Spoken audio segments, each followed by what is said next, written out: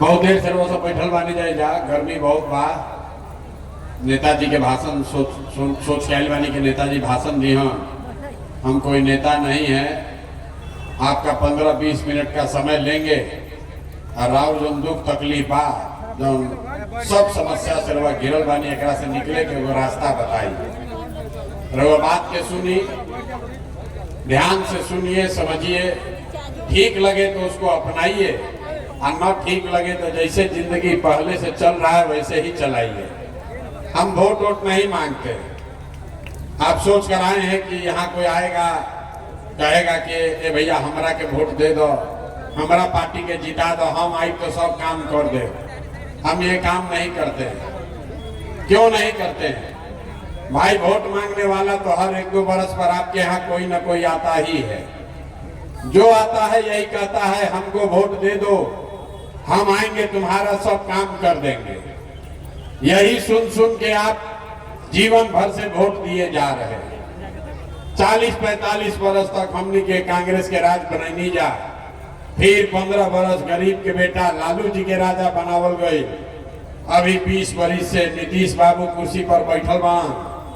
दिल्ली में हमने के मोदी जी के भी बैठा के देख लेनी जा। राउर लैकन के जिंदगी ना सुधरल तब आई मनन कोनो प्रशांत किशोर रउआ हमार बात सुनो, हमरा पर भरोसा करके हमरा के वोट दे दे तो एकर का गारंटी बाकी जीतला के बाद हम धोखा ना करो।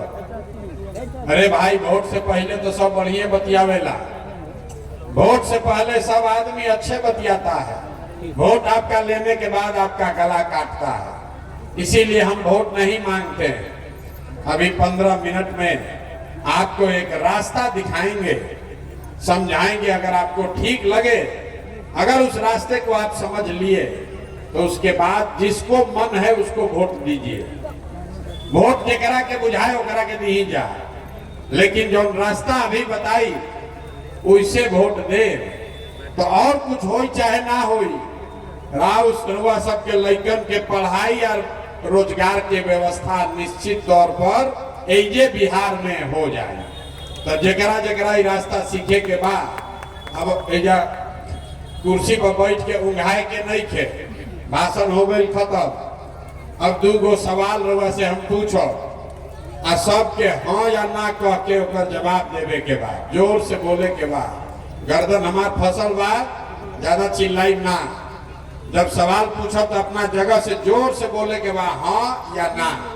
अब 5-7 मिनट में अभी रउआ दिखी कि रउआ गरीबी, परेशानी, नाली गली, पेंशन, राशन के जो समस्या बा एकर कारण का बा और एकरा से निकले के उपाय क्या बा। तो जितना आदमी एजा आइल बानी जा, सब आदमी तनी सोच के बताई जा। रउआ गांव पंचायत में और कुछ होके चाहे ना, रउआ सबके लैकन के बच्चन खातिर बढ़िया पढ़ाई या रोजगार के व्यवस्था होके के चाहिए कि ना होके के चाहिए। अथवा उठावे के बाद मुंह से जोर से बोले के बाद हाँ कि ना। जोर से बोलिए, होना चाहिए कि नहीं। नेता सब इतना खून चूस ले वाला सन के मुंह से आवाजों नहीं क्या निकलो।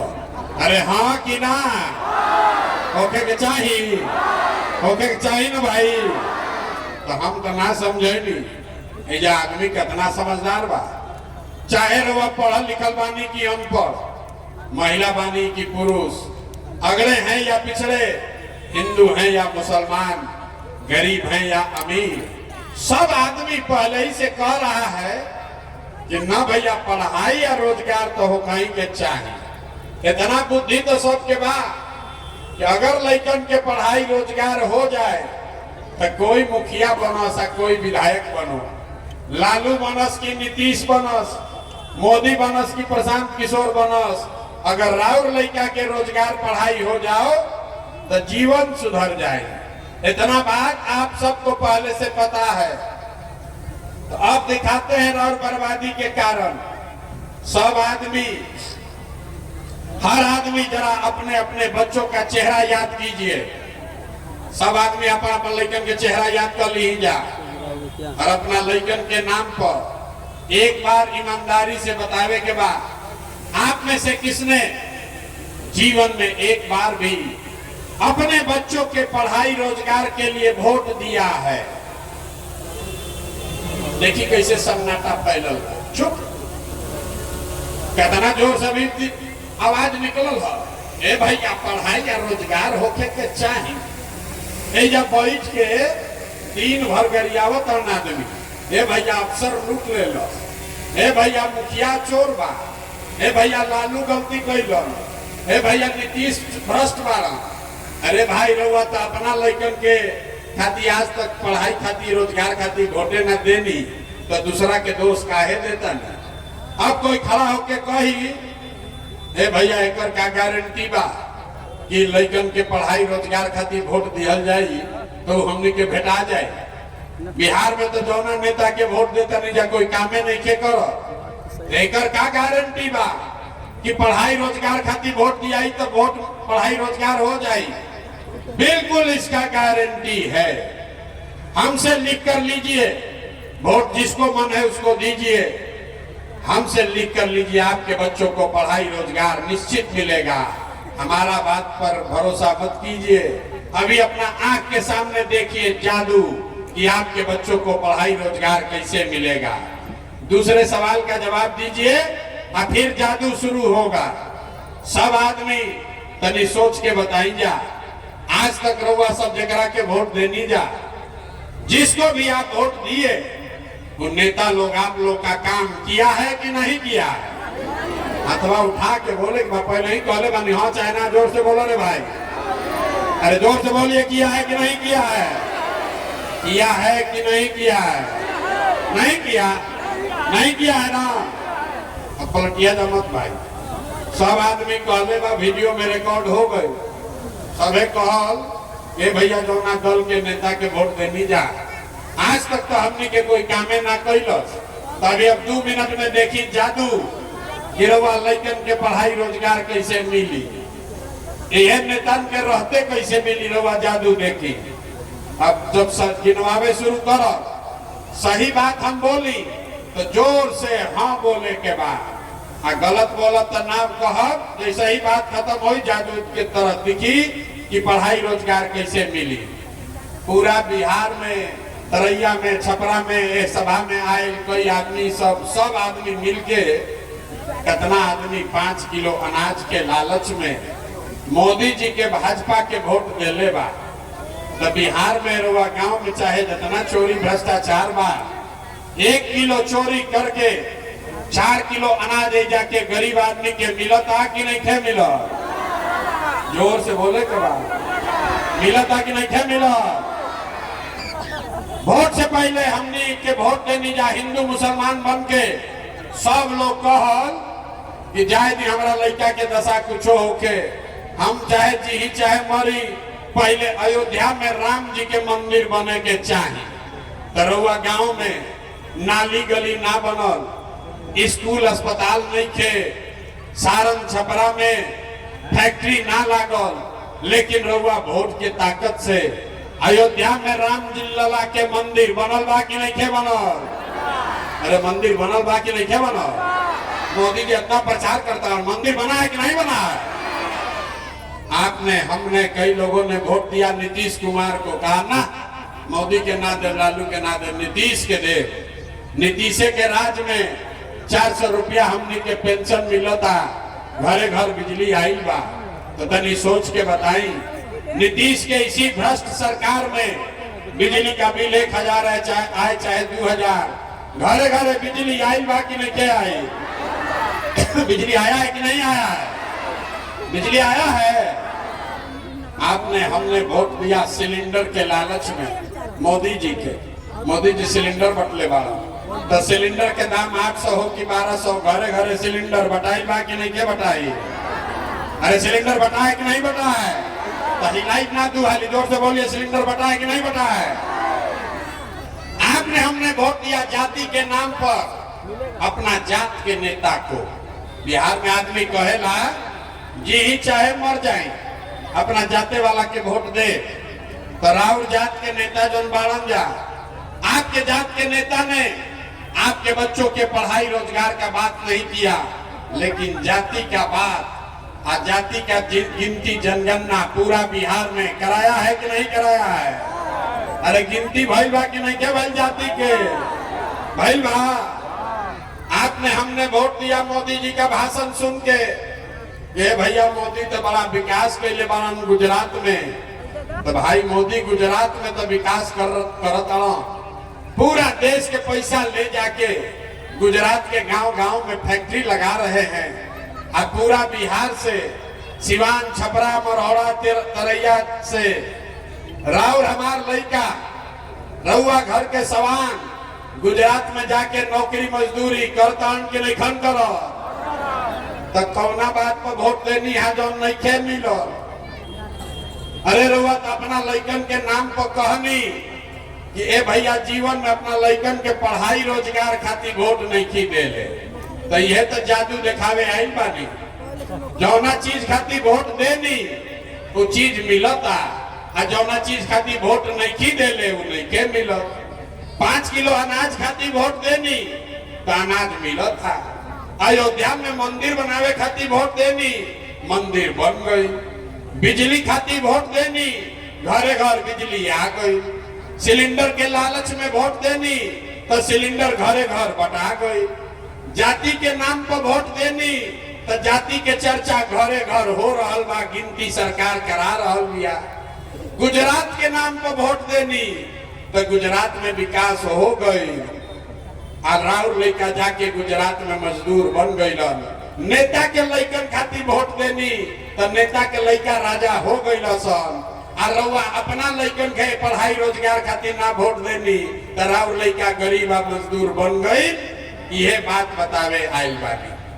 बोआ बबूल तो आम कहां से खाई? अगर आप अपने बच्चों का चिंता नहीं कीजिएगा तो दूसरा आपके बच्चों का चिंता क्यों करेगा? रउआ तनी सोच के बताएं। आप अगर अपने बच्चों का चिंता नहीं कीजिएगा तो दूसरा कोई आपके बच्चा का चिंता करेगा? भाई काहे करेगा? जब आपको अपने बच्चे का चिंता ही नहीं है तो लालू, नीतीश, प्रशांत किशोर आपके बच्चे का चिंता काहे करेगा? और अगर कहता है कि करेंगे तो झूठ बोल रहा है, आपको मूर्ख बना रहा वोट लेने के लिए। तो आपको अपने बच्चों का चिंता होना चाहिए कि नहीं होना चाहिए? हाथवा उठा के बताइए तो किसको किसको है? हाथ उठाइए एक एक आदमी और बताइए आपको अपने बच्चों की चिंता है कि नहीं है? जोर से बोलो, अपने बच्चों के नाम पर है कि नहीं है? है कि नहीं है? सबका सब झूठ बोल रहा है, पूरा गांव में झूठ बोला था। रउआ हाथ उठा देनी ऐसे झूठ हो। हे भैया हमारा लड़कन के बड़ा चिंता बा, हम अभी रउआ गांव में आयल बानी। 5000 गांव में हम पैदल चल के गई 2 बरिस में। आज आपके गांव में आए हैं, रास्ता में अगर 100 गो बच्चा मिला है, रास्ता में अगर 100 गो बच्चा मिला, आपके घर के, आपके गांव समाज के बच्चे मिले, आधे से ज्यादा आपके बच्चों के शरीर पर शुद्ध कपड़ा नहीं है। एक गर्मी में जितना छोटा बच्चा या खेला तारण घुमा तारण देख ली, ज्यादातर बच्चन के पैर में हवाई चप्पल भी नहीं है। आपके बच्चों के पैर में चप्पल नहीं, शरीर पर कपड़ा नहीं, खाने के लिए भोजन नहीं, पढ़ने के लिए विद्यालय नहीं। आपका बच्चा बीमार पड़ता है तो दवा, डॉक्टर, अस्पताल नहीं। और आप कहते हैं कि आपको हमारे बच्चे, आपको अपने बच्चे का चिंता है। अपना बच्चा के चिंता रही तो अपना बच्चों के छोड़ के नाली, गली, जाति या मंदिर मस्जिद पर वोट करते हैं। बच्चा का चिंता क्या होता है? एक बार देखिए, लालू जी को देखिए और सीखिए। लालू जी को अपने बच्चे का चिंता है। लालू जी के लड़का 9वां पास ना कैलस। लालू जी के लड़का 9वां पास नहीं कैले, लेकिन लालू जी के चिंता बा कि हमार लड़का बिहार के राजा बनो। एमे कोनो दिक्कत नहीं थे भाई, जेकरे के जनता वोट दे दी हो जाए। लेकिन रउआ समझी, रउआ दुर्दशा के कारण लालू जी का लड़का 9वां नहीं पास है, लेकिन चाहते हैं लालू जी की वो बिहार का राजा बने। और आपका बच्चा मैट्रिक पास कर लिया, IABA कर लिया, उसको चपरासी का भी नौकरी नहीं मिला, लेकिन रउआ आपन लइकन के चिंता नहीं थे, लालू के झंडा लेके घूम रहा। ये लालू के लइका कैसे जीती। गौवा में हम चली ला तो पूछी रहे भैया केकरा के वोट देले रह, तो कहता भाजपा के, मोदी जी के। देखिए एजा आदमी के दुर्दशा, एजा बैठा बहुत आदमी, महिला लोग, पुरुष लोग मोदी जी को वोट दिया है। पूछते हैं काहे दिए थे, आपका काम तो कुछ हुआ नहीं। तो कहता है ना भैया, मोदी जी के जो सीना बा 56 इंच के बा, 56 इंच के मोदी के सीना बा। पाकिस्तान के मोदी डरवा दी, हम सब मुसलमान लोग के भगा दी। देखी रहा दुर्दशा। एजा तरैया के गांव में बैठ के रउआ ही बुझाता कि मोदी के सीना 54 इंच बा कि 56 इंच, लेकिन आपन लइकन के खैला बगैर सीना सिकुड़ा के 15 इंच भइल बा। इ लोग के नइखे लौकत तो राउर लइका ना भोगी तो के भोगी रे भाई। हम मीठा बात ना बोली, बहुत कड़वा बात बोलते हैं। यहाँ के आदमी को सुधरना नहीं है। 5 बरस बैठ के रोता है, ए भैया बड़ा भ्रष्टाचार बा, ए भैया पढ़ाई नहीं थे, ए भैया नली गली नहीं थे, ए भैया खाए के ठिकाना नहीं थे, लइकन के पढ़ाई नहीं थे, राशन कार्ड नहीं थे। और जैसे ही अभी वोट होई, जैसे ही चुनाव आई तो सब ही बात भुला जाए। वोट के दिन खाली लौकी एक के बाद कि हमरा जात के कौन आदमी खड़ा बा, कौन हमरा जात के नेता आपकी हाली खड़ा बा। वो चाहे चोर होके, बदमाश होके, लुटेरा होके, और लइकन के हक मार के लूट के भागल होके, अपना जात के होकी तो ओकरे के वोट दिया। तो कैसे सुधार हो रे भाई, ये सुधरने वाला नहीं है। बहुत आदमी कहता ये भैया हमनी के पास विकल्प ना रहे। अब रउआ आइल बानी, बड़ा पढ़ल लिखल आदमी बानन, प्रशांत